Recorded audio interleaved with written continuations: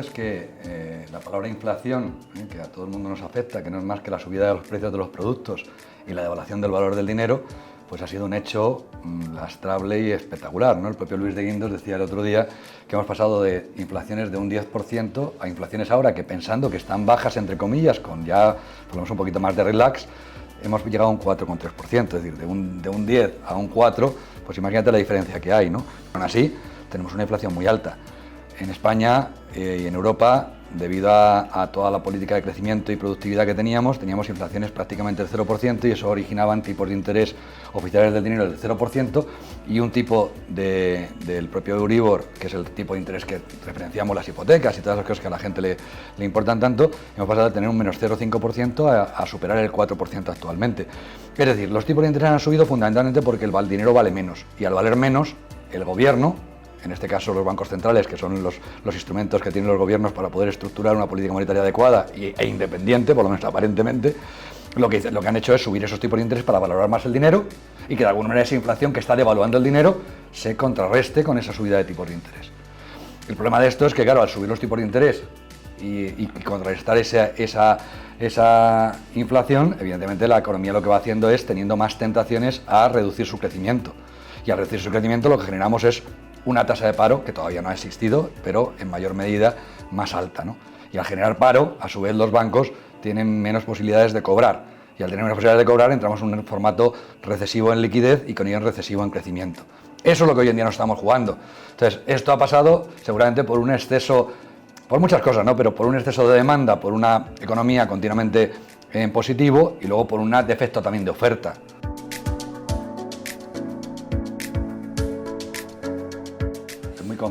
Muy complicado, pero sinceramente lo que sí que creo que está pasando es que el planteamiento de las posibles subidas de tipos de interés en el futuro pues también están, entre comillas, limitadas, porque al final también si suben más los tipos de interés lo que vas a terminar es cargándote la economía. Es decir, es verdad que no se puede empujar y tirar a la vez, pero puedes hacer un equilibrio, ¿no? Es decir, no podemos hacer una política monetaria demasiado restrictiva, subir los tipos de interés demasiado y que la gente verdaderamente empiece a tener una imposibilidad de pago y eso además genera una falta de confianza y con ello una recesión. Una recesión en serio. Entonces, no sé lo que van a hacer, porque también el miedo es libre. La inflación todavía no está controlada. Deberían de seguir subiendo los tipos. Pero creo que si hablamos de filosofía, o sea, el Banco Central tiene como mandato único en el Banco Central Europeo, entre comillas, controlar la inflación. En el caso norteamericano no está claro, ¿de acuerdo? Tiene más mandatos además de la inflación. Pero la realidad es que el Banco Central, y no en vano, tanto la gobernadora como su gobernador del Banco Central han sido políticos antes de gobernadores. Creo que como se tienen que comportar de una manera relativamente política, no deben de subir los tipos de interés mucho más, porque si no se pueden cargar el sistema. Es decir, si los tipos de interés suben más de lo que están ahora mismo, va a aparecer claramente paro. Y si aparece paro, aparece mora. Y si aparece mora en los bancos, aparecen problemas de solvencia y de liquidez. Y eso es muy peligroso. Como todo eso lo entiende bastante bien el Banco Central Europeo, entiendo que los tipos de interés, con toda esta respuesta tan difuminada que te estoy dando, no creo que suban mucho más. Pero dicho esto, tampoco sé cómo va a reaccionar la inflación. Es decir, ahora mismo hay una grandísima duda en el ambiente y es si la inflación va a ser con crecimiento bajo o podríamos llegar a tener inflación con paro. Que eso es lo que me asusta a mí de verdad.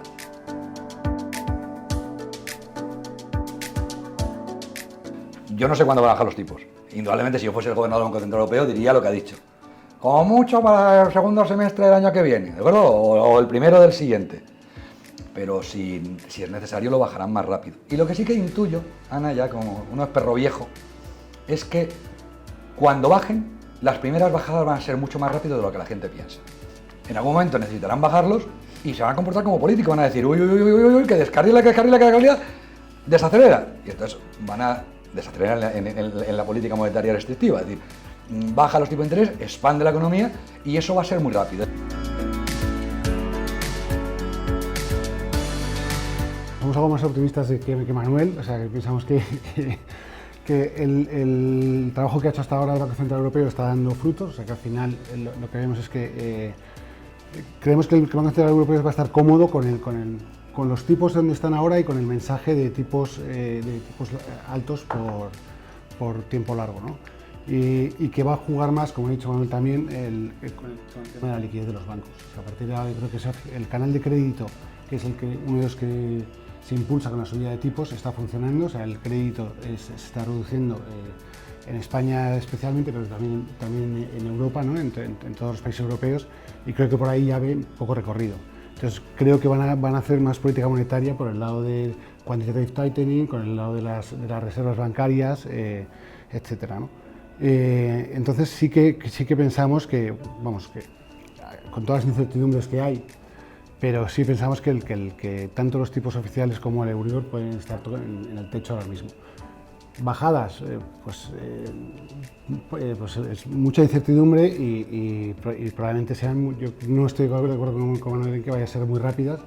Creo que pues sí que el consenso ahora mismo está que las primeras bajadas de tipo se pueden ver a finales de 2024, eso de cara al mundo hipotecario.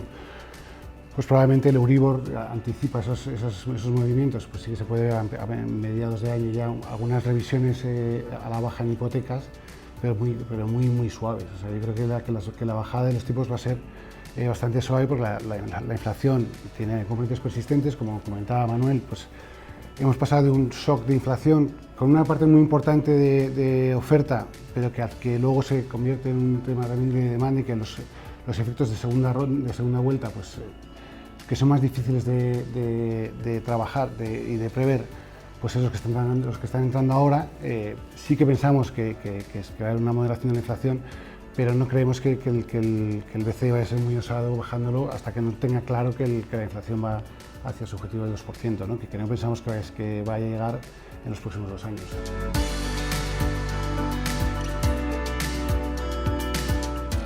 Estoy muy de acuerdo con lo que habéis comentado, pero hay un tema fundamental a transmitir a la gente, que es que la capacidad de predicción que tenemos en estos entornos es muy baja.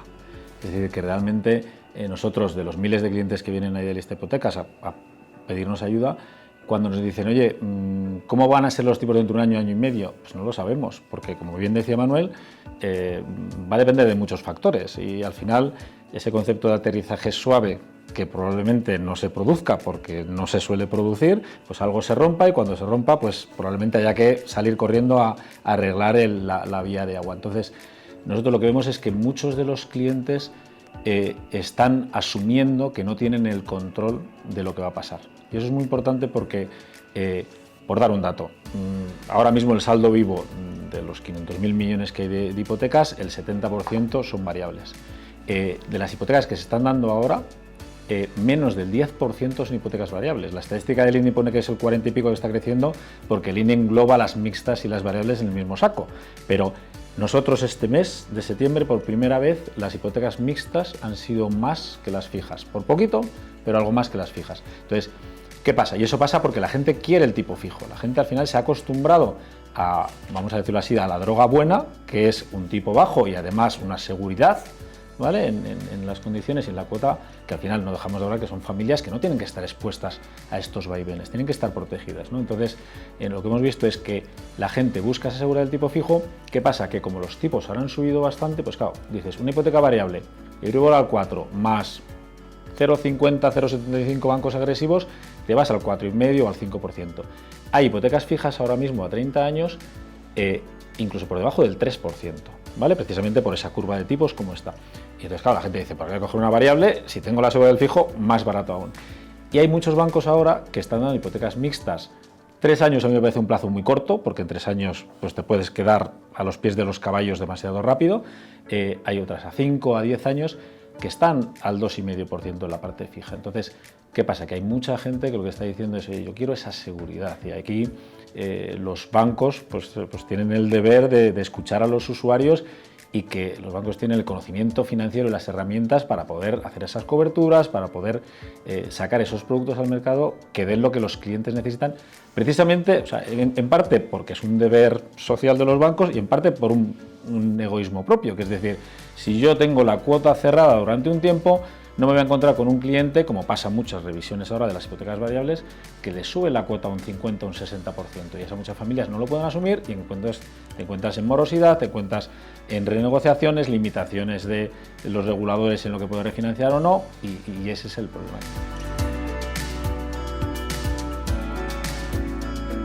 Yo creo que es importante ver la situación de partida del sistema hipotecario, ¿no? Que es muy diferente a lo que hemos tenido en crisis anteriores, ¿no? O sea, lo que tenemos es un mercado hipotecario primero mucho más pequeño, hay un proceso de apalancamiento en los últimos años muy importante, o sea, la deuda hipotecaria ha pasado del 62% del PIB al 36% actualmente. Luego hemos tenido un proceso de transformación de un mercado completamente basado en hipotecas de tipo variable a un peso mucho mayor de las hipotecas a tipo fijo y a tipo mixto, y sobre todo en los últimos años antes del inicio del ciclo de subidas, lo que también ha servido para absorber el shock de la subida. Y luego hemos tenido una banca también pues mucho más responsable a la hora de dar el crédito, con unos estándares de crédito bastante más responsables de lo que se vio en la crisis anterior, y también a la hora de provisionar, ¿no? Y luego, por otro lado, también estamos viendo un fuerte aumento de la amortización anticipada. Claro, venimos de un momento en el que había también mucho ahorro previo por la pandemia, y las familias entre la subida de tipos pues han cancelado, pues mira, en este año cancelaron prácticamente unos 7.000 millones, la amortización anticipada está reduciendo el saldo más o menos en 2,8%. Si a eso sumas la caída de las nuevas operaciones, pues tenemos una caída del saldo hipotecario como del 3,4% en agosto, ¿no? Que es los ritmos que estamos viendo ahora. A futuro, pues pensamos que esto se va a moderar, primero porque ya la amortización anticipada empezó en la segunda mitad del año pasado, entonces ya estamos comparando contra meses malos de 2022, y eso va a hacer que también se modere el ritmo de caída.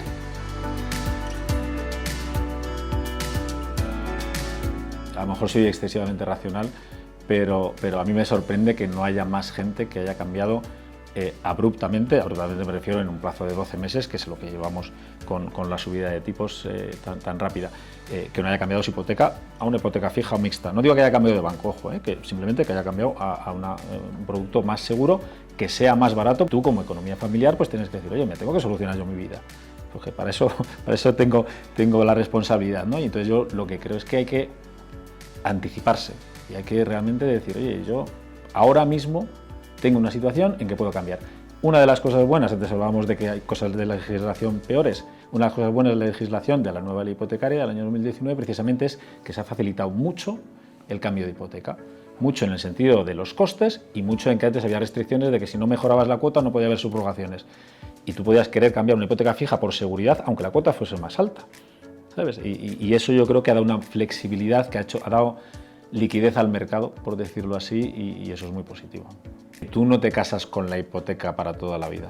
Es decir, tú vas a tener una hipoteca y precisamente porque la ley ha flexibilizado mucho, ¿vale? En contra de la rentabilidad de los bancos, es verdad, porque al final son los bancos los que absorben el coste de todos los gastos de las hipotecas, pero tú precisamente puedes decir, oye, de aquí a 3 a 4 años vista, yo tengo esta hipoteca con estas condiciones, y dentro de 3 años vista, en función de cómo es el escenario, que hoy no lo sé, porque hoy no lo sé, pues ya veré cómo es y en función de eso tomaré mi decisión.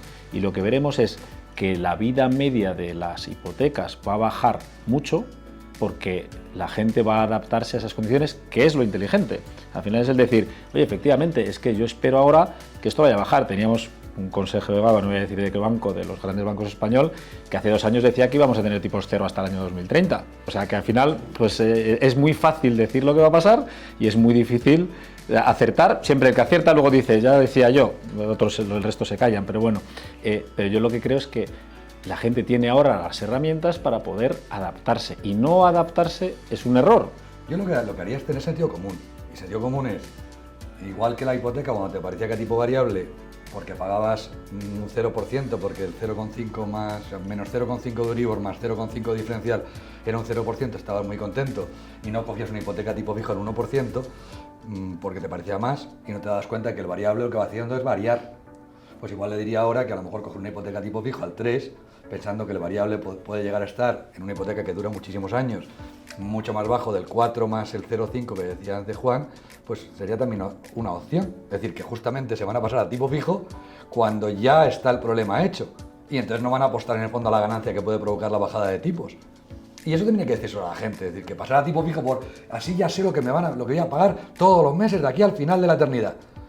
Ya, pero entonces no aprovechas también la bajada de tipos que en algún momento se puede producir, o que de hecho yo creo que probablemente se produzca en los siguientes años. Y en una hipoteca que tienes a 30 años, si dentro de 2 los tipos variables han bajado ostensiblemente, digo 2 o 5, o sea, me da igual lo que sea, evidentemente vas a perder esa bajada de cuota. Y la segunda cosa que diría, también muy intuitiva, es depende de lo que tú creas que eres en el ámbito laboral. Cuando uno pide una hipoteca y la pide a tipo variable y resulta que la inflación lo que provoca es una subida de su sueldo a la velocidad de la inflación, por tanto a la velocidad de la subida de los tipos, pues tiene una cobertura natural. Si eres alguien que tienes un sueldo que va a ser muy parecido en los próximos 20 años y no vas a tener una evolución profesional, pues seguramente una hipoteca tipo fijo sería algo más normal porque tienes cobertura natural, depende de lo que ganes con respecto a lo que te cueste. Y eso ya no solamente de economista, es de sentido común. Y luego, por supuesto, aparte de la aversión o la aversión al riesgo que cada uno tenga. Es decir, también hay que decirle que hay mucha gente, lo digo porque ahora estamos denostando bestialmente la hipoteca tipo variable, y resulta que ha habido mucha gente que por tener hipoteca de tipo variable durante muchos años, con tipos en negativo y bajos, hemos tenido 8 años el Euribor en negativo. Pues evidentemente esa gente que pide una hipoteca a 20 años y ya han pasado 8 pagando tipos negativos, que es cuando además más duro es para tu ganancia, porque es donde pagas más intereses, pues qué maravilla que lo hayan pedido a tipo variable. Entonces, o sea, yo lo que quiero decir es que somos tan poco protagonistas de la racionalidad, que cuando toca decir que la maravilla es la hipoteca tipo variable, lo decimos. Y cuando toca decir que la maravilla es el tipo fijo, también lo decimos. Y lo que tenemos que pensar es que las dos cosas tienen sus partes malas y sus partes buenas. Yo creo que lo bueno de lo que ha cambiado el mercado hipotecario es que tanto Juan como Manuel pueden ir a la entidad y ir a elegir el producto que ellos quieran. O sea, pueden coger variable, mixto y tipo fijo. Y está habiendo mucha competencia en los 3 tipos de hipotecas. Y yo creo que hay que decirlo que los bancos no han trasladado toda la subida de tipos, ni a largos ni a corto, a los tipos hipotecarios. España es el 5º país con tipos hipotecarios más bajos, muy por debajo de Alemania, muy por debajo.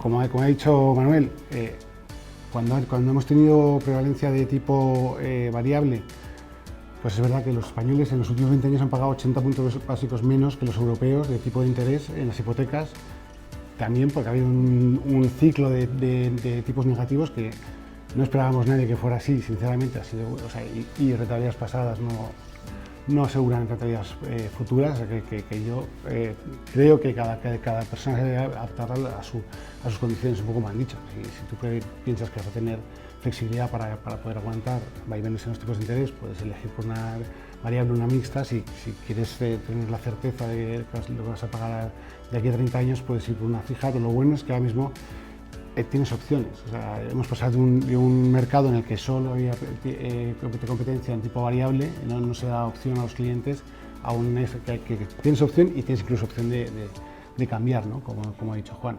La hipoteca sigue siendo un producto estrella para la banca, ¿no? Porque a pesar de que no te case con la banca, sí que es un producto que vincula mucho a los clientes y que es un producto que genera una relación con el cliente muy estable, ¿no? Nosotros vemos que el mercado se ha frenado en la demanda, sigue habiendo a nivel inmobiliario, sobre todo en las grandes ciudades, bastante más demanda que oferta, y eso hace que los precios de la vivienda pues se estén manteniendo. La regulación en muchos casos no está ayudando a que se genere esa oferta, los plazos de obra nueva también son muy largos y por lo tanto pues no somos capaces de construir todo lo rápido que quisiéramos. Y donde hay un exceso de vivienda, pues como decimos a veces aquí, no es como los coches, que si hay un exceso de coches en un sitio, pues te los llevas a otro y los vendes. Aquí la vivienda no te la puedes llevar a otro sitio, ¿no? Entonces, no va a haber una solución a corto plazo por ese lado. El ahorro, por otro lado, es un bien escaso, por decirlo así, es decir, la capacidad que tienen ahorro las familias es baja. Si encima tú te emancipas, te quieres ir a vivir de alquiler, pues los precios de alquiler absorben tu renta disponible más de lo que te gustaría, y entonces acceder a ese 20% más gastos, que en España los gastos, sea ITP, sea IVA en obra nueva, son muy altos, pues te encuentras con que dices, es que no puedo acceder a una vivienda si no tengo la ayuda de mis padres, y ahí encuentras con unas diferencias sociales importantes, y no hay productos ahora mismo en el mercado que te puedan dar una financiación al 100%. Está en una situación además un poco rara, ¿no? Porque aquí hay otras variables que también están influyendo mucho, ¿no? La primera, cuánto cuesta construir una vivienda nueva y cuánto tiempo le dedicas, ¿no? Claro, eso está siendo bestial, la inflación es espectacular y entonces pues que te sacan los números significan precios muy altos, ¿no? La segunda e importantísima, yo creo, es que la política de crédito también en algún momento se va a ver, no sé si porque no lo piden o porque no lo dan, pues mermada de una u otra manera. Luego que al final también la cuota que seas capaz de pagar pues esté limitada o no.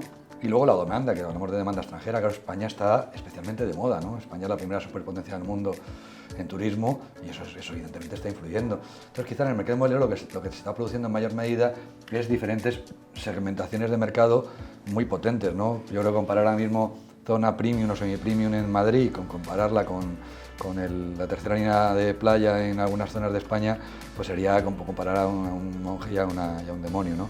Entonces, no sé, son diferentes segmentaciones y diferentes formatos. Lo que sí que es indudable es que la demanda en España es vibrante, por el exterior y por el interior, que esa reducción de hipotecas es mayor que la reducción de las ventas, eso también es indudable, y que, no sé, mucha gente dice que posiblemente los bienes inmuebles van a permanecer relativamente estables en precio y posiblemente sea más estable a lo mejor el alquiler que el propio precio, ¿no?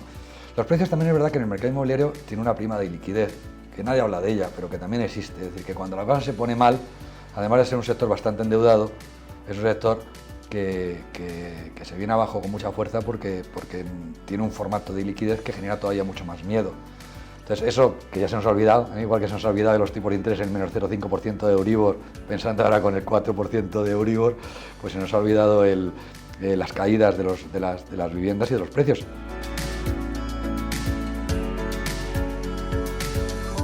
Pensamos que los precios de la vivienda, pues como mucho van a estar estables. Entendemos que debería moderarse algo con la subida de tipos. Es verdad, como comentaban, pues que están varios factores que están manteniendo los precios, que son el desajuste que hay entre oferta y demanda, y luego la demanda extranjera. Lo que estamos viendo es que pues en este año, entre enero y agosto, las hipotecas han caído, bueno, un 22% en importe, pero un 25% en número de hipotecas, pero las transacciones un 14%. O sea, está habiendo mucho mercado sin hipoteca, que está manteniendo también el mercado, por compra extranjera, como han comentado, por compra por inversión, y lo que vemos es que el mercado está mucho más equilibrado de lo que estuvo, o sea, y está mucho más equilibrado que en otros países, tiene menos riesgos a la baja, yo creo.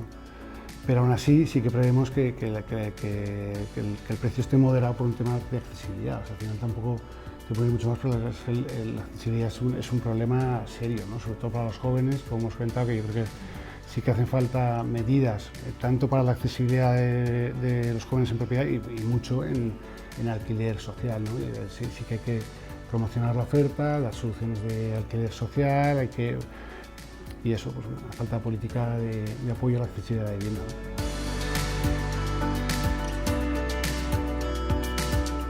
En el mundo, si es algo divertido, es porque las cosas suben y bajan, ¿no?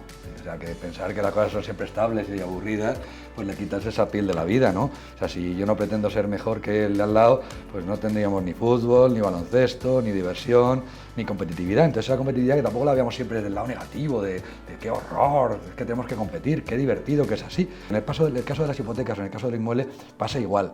Que la gente busque sus ilusiones, que no esté siempre enormemente aterrorizado porque el mundo esté poco menos que cayendo, porque si algo he intentado dejar claro en lo que he dicho es, siempre hay unos que ganan y otros que pierden. Y es evidente que la gente que sea capaz, por ejemplo, ahora mismo de invertir en monos con la bajada de los tipos de interés, cuando ocurra, si es que ocurre, ganarán una fortuna. Y eso es lo que hay que intentar pensar, que no hay que estar siempre en el que pierde, también hay que estar en el que gana. Si tú tienes una hipoteca tipo fijo al 3%, y tienes una rentabilidad vía alquiler de 2 dígitos, de más de un 10% en un bien inmueble, sea el que sea, fíjate qué arbitraje te está dando la economía para poder ganar dinero. Y apalancado. Y apalancado. Es decir, te deja el dinero el Santander, que hace una obra social espectacular y que además debe de vender. Y te dejan el dinero a 30 años a un coste financiero de un 3 y metes el dinero en un bien inmueble al 15.